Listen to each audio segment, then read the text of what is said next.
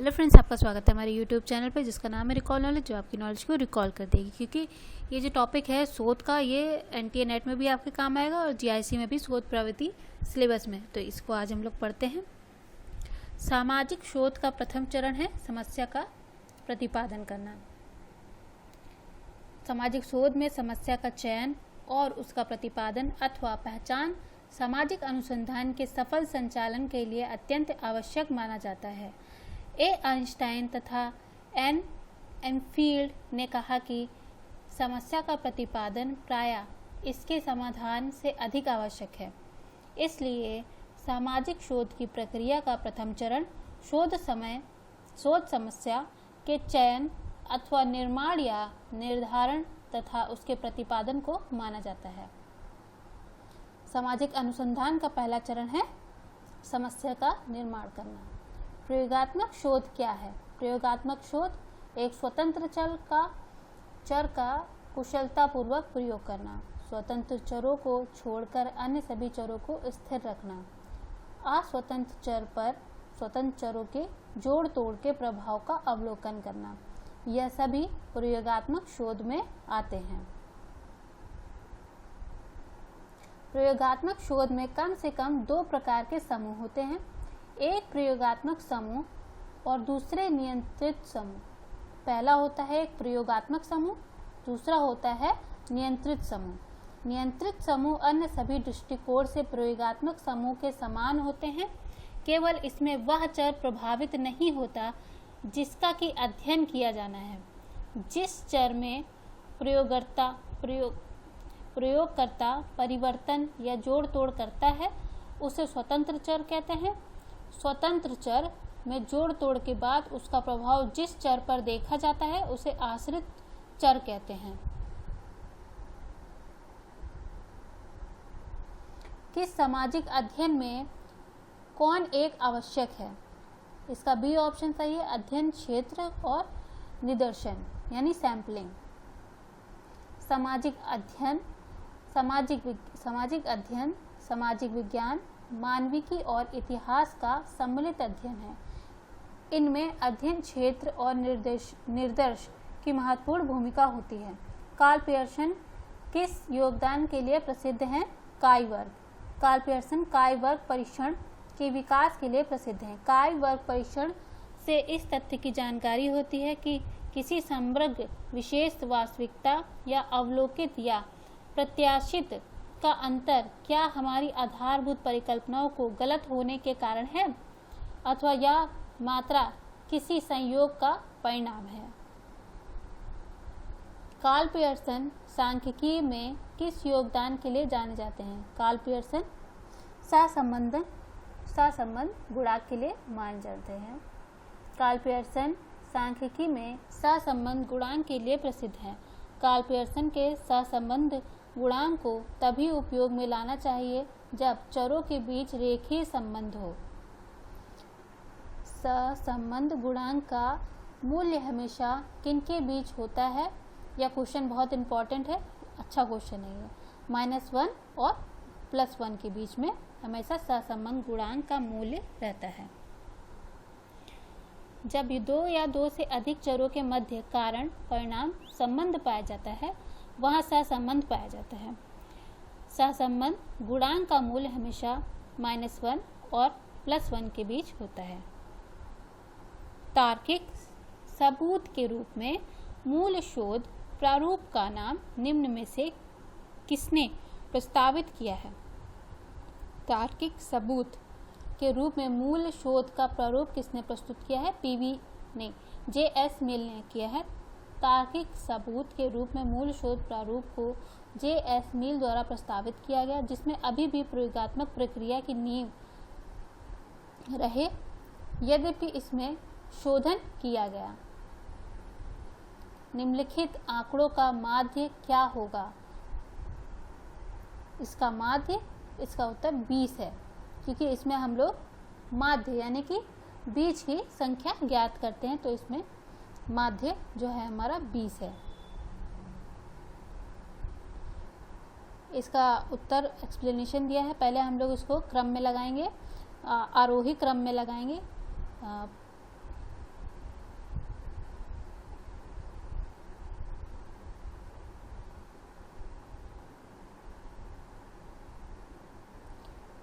पहले इसको हम लोग छोटे से बड़े क्रम में लगाएंगे, उसके बाद फिर जो बीच माध्य की स्थिति होगी उसको हम लोग इसके उत्तर में लगाएंगे।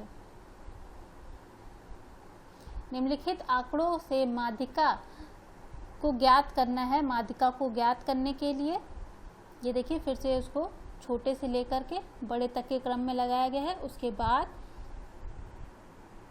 4 संख्या को इधर रखा गया है, 4 संख्या को 9 के दूसरी तरफ रखा गया है, यानी बीच की जो संख्या है उसे माध्यिका कहते हैं।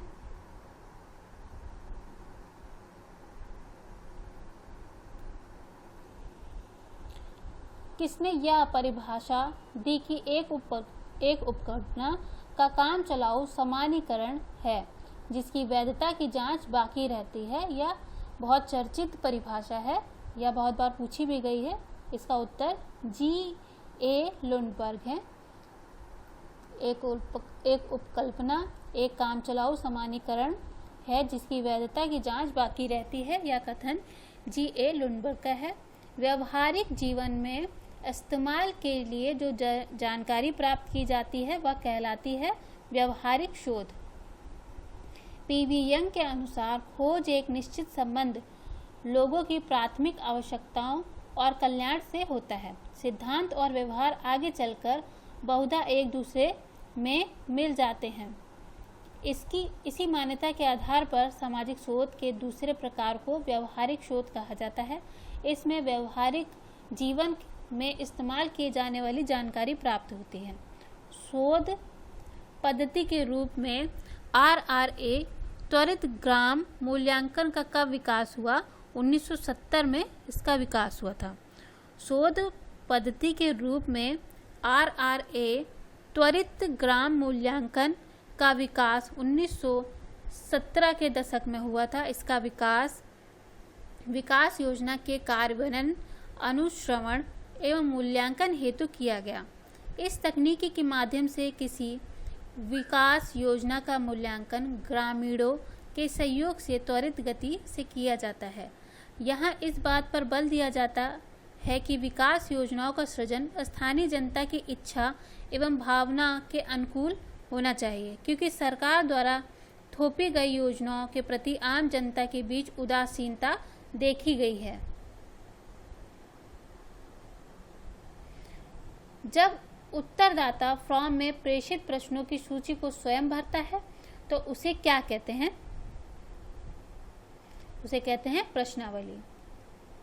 साधारणतः किसी विषय से संबंधित शोध में लोगों से सूचना प्राप्त करने के लिए बनाए गए प्रश्नों की सुव्यवस्थित सूची को प्रश्नावली कहते हैं। शोधकर्ता इसे डाक के माध्यम से उत्तरदाताओं को भेजते हैं। उत्तरदाता उसे पढ़ करके, समझ करके और उसमें पूछे गए प्रश्नों के उत्तर भर करके पुनः डाक से शोधकर्ता के पास वापस भेज देते हैं। इसे क्वेश्चनार कहते हैं, प्रश्नावली कहते हैं। निम्नलिखित में से कौन एक सामाजिक अनुसंधान की गुणात्मक पद्धति है? इसमें गुणात्मक पद्धति जो है वो प्रश्नावली है।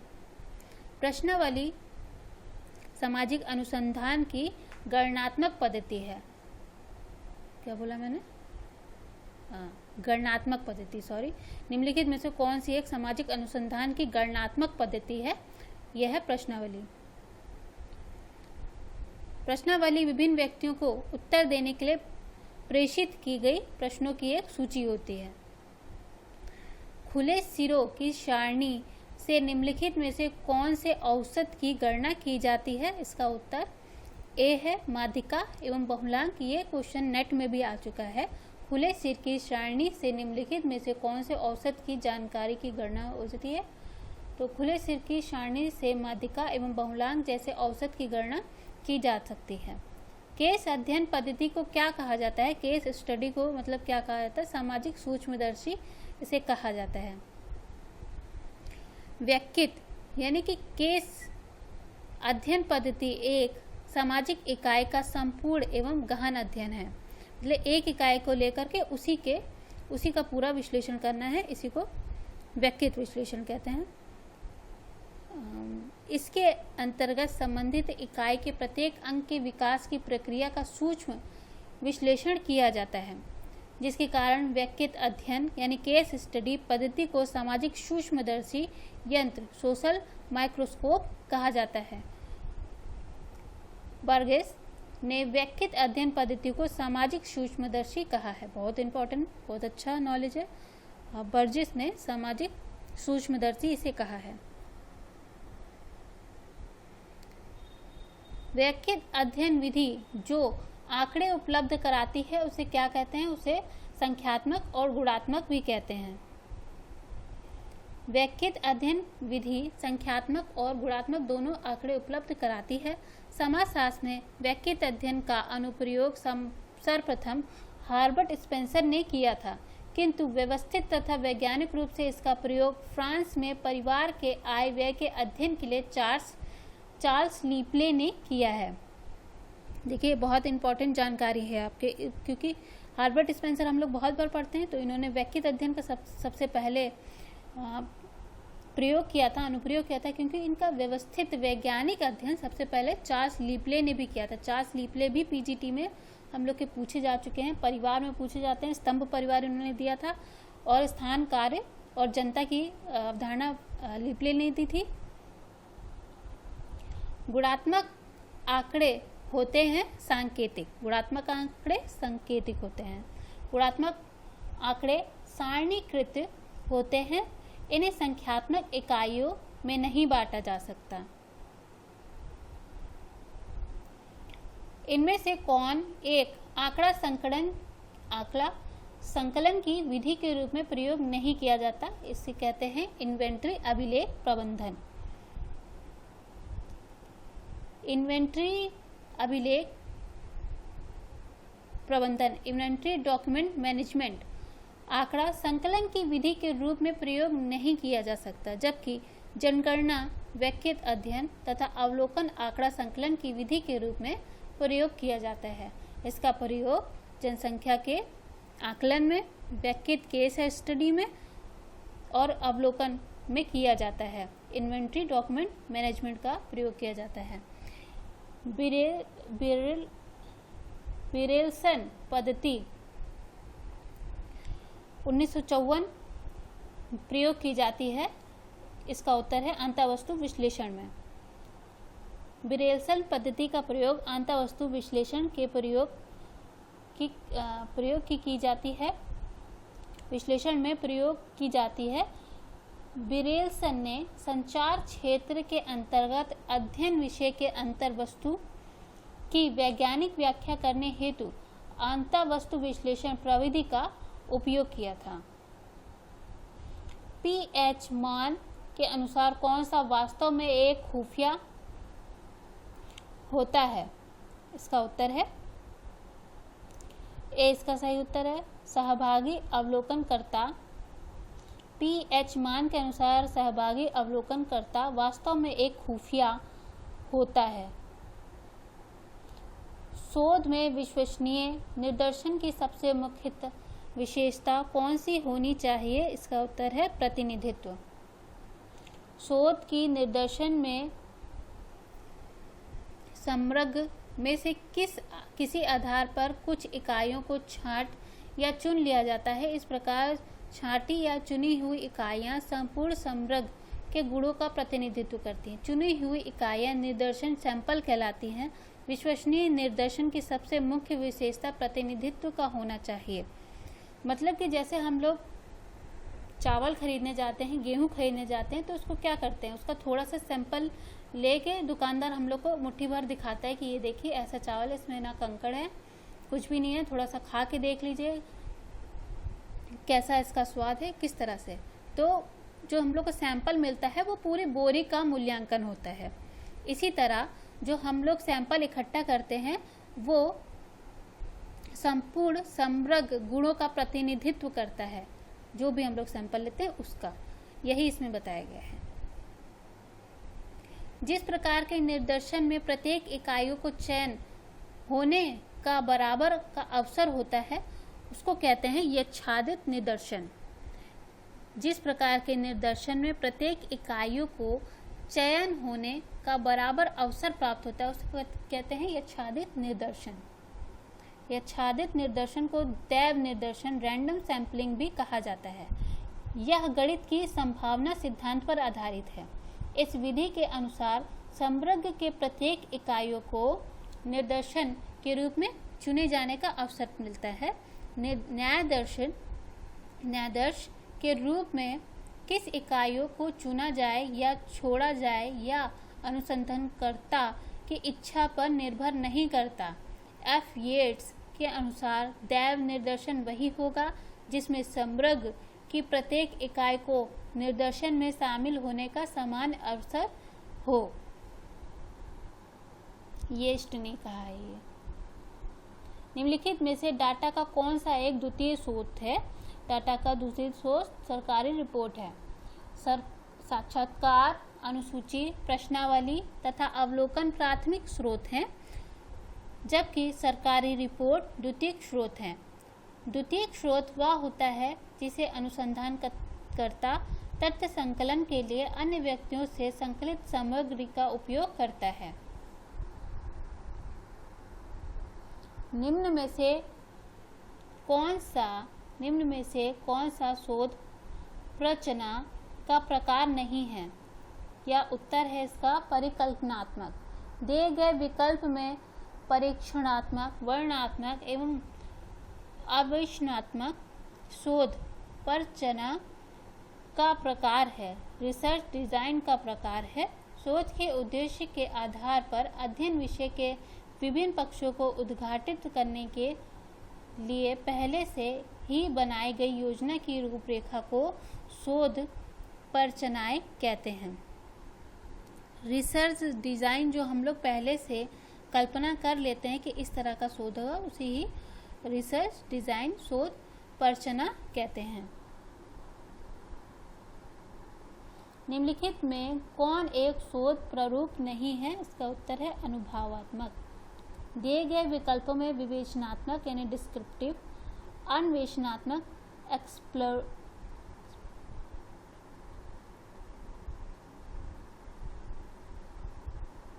अन्वेषणात्मक एवं प्रयोगात्मक एक्सपेरिमेंटल शोध प्रारूप की इकाई है, जबकि अनुभवात्मक शोध प्रारूप नहीं है।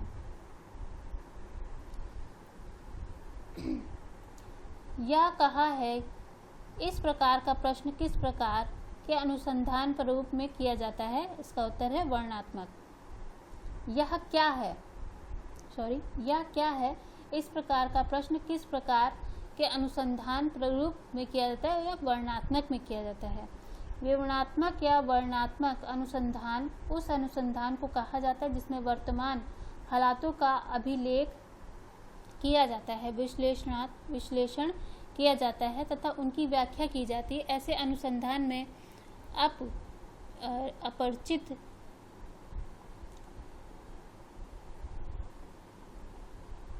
अपरिचालित चरों नॉन मैनिपुलेटेड वेरिएबल के बीच मौजूद संबंध का विश्लेषण किया जाता है। इसे अप्रयोगात्मक या सहसंबंध अनुसंधान भी कहा जाता है। ऐसे शोध में मूल से क्या है, व्हाट इज इट का वर्णन किया जाता है। जॉन डब्ल्यू बेस्ट के अनुसार वर्णनात्मक अनुसंधान क्या है का वर्णन एवं विश्लेषण करता है। किसी समस्या का सनिरूपण उसका आधा समाधान होता है या भी बहुत चर्चित परिभाषा है। यह कथन चार्ल्स कैडरिंग का है। वह एक प्रसिद्ध अमेरिकी आविष्कारक, इंजीनियर एवं व्यावसायिक थे।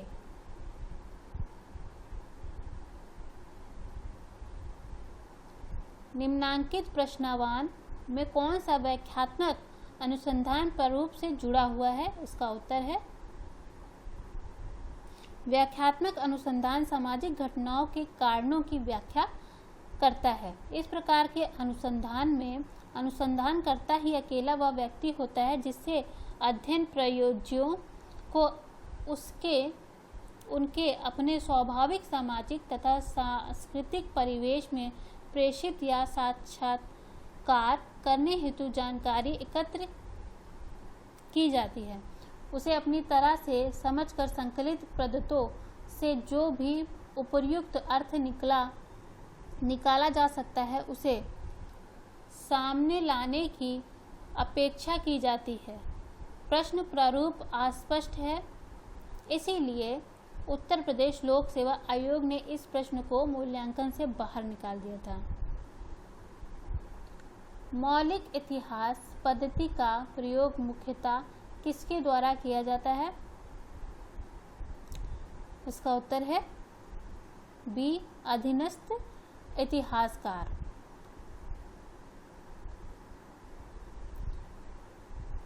मौखिक इतिहास पद्धति का प्रयोग मुख्यतः अधीनस्थ इतिहासकार द्वारा किया जाता है। इनके द्वारा किसी विशेष समय में मौजूद लोगों के रहन सहन, कला, जीवन शैली, धर्म, अर्थव्यवस्था इत्यादि का अध्ययन किया जाता है।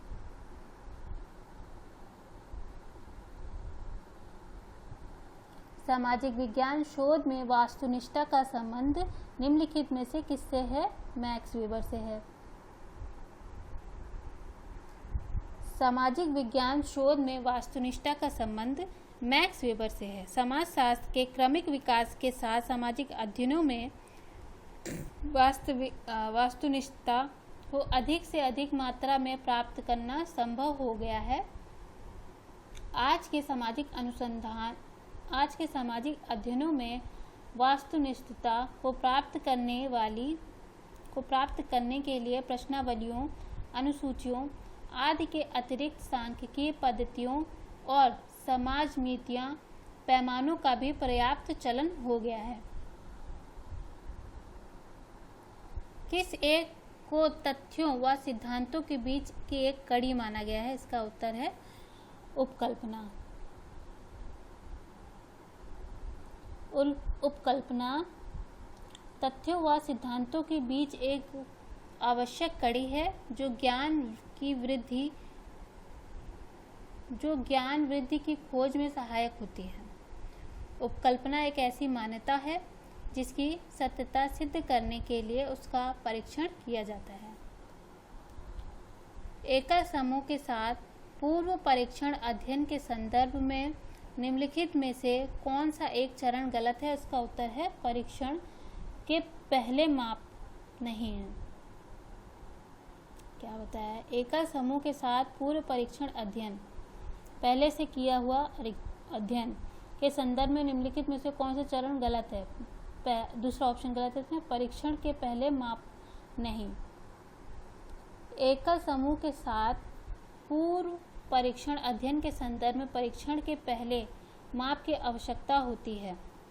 साथ ही परीक्षण का तुलनात्मक अध्ययन करने के लिए निम्न विधि प्रयुक्त होती है। समूह का पूर्व चयन एवं परीक्षण के पहले की नाप डी यानी डिफरेंसेस, जहां यानी डी यानी परीक्षण के पश्चात परीक्षण के पहले की माप है।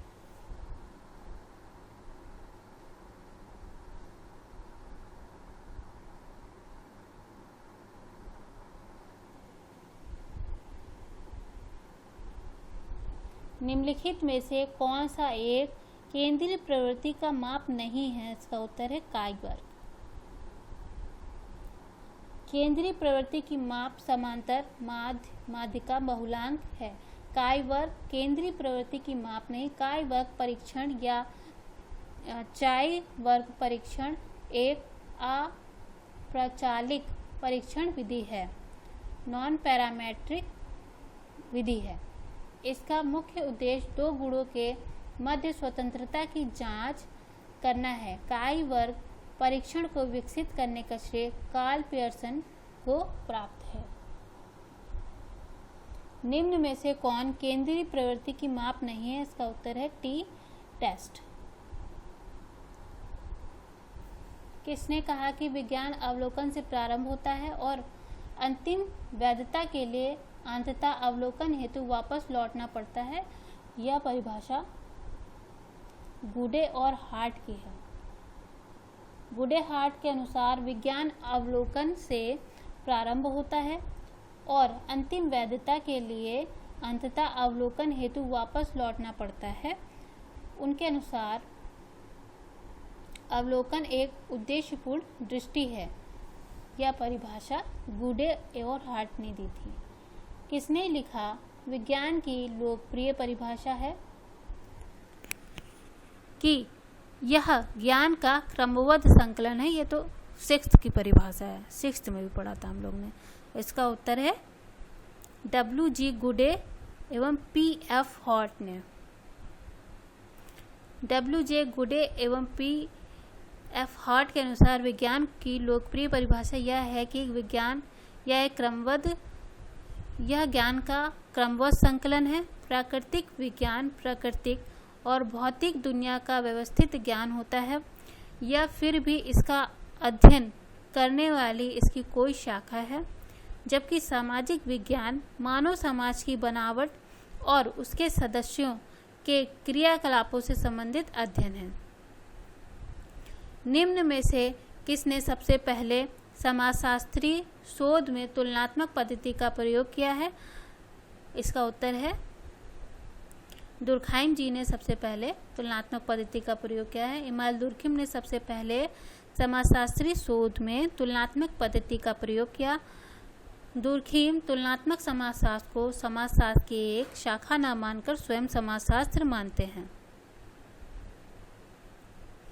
सामाजिक शोध की समस्या अध्ययन प्रणाली सहायता प्रदान करती है।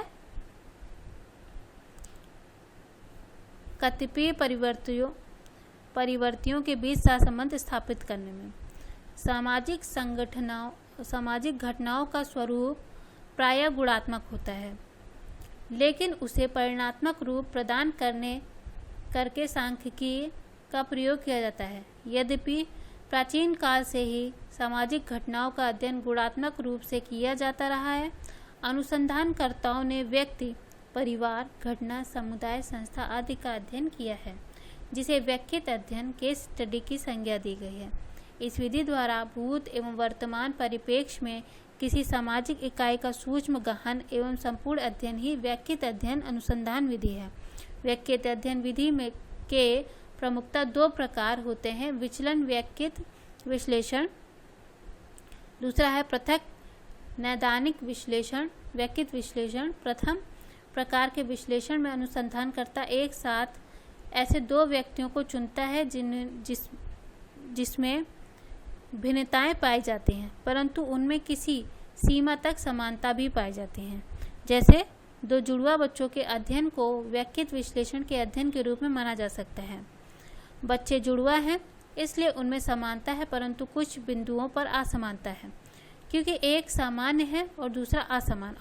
अनुसंधानकर्ता अपने अनुसंधान के आधार पर यह देखने का प्रयास करेगा कि एक बच्चे में असमानताएं हैं पाए जाने का क्या कारण है, जबकि पृथक नैदानिक व्यक्तिगत विश्लेषण विधि में अनुसंधानकर्ता व्यक्तिगत इकाइयों का विश्लेषण उसके विश्लेषणात्मक समस्याओं के संदर्भ में करता है।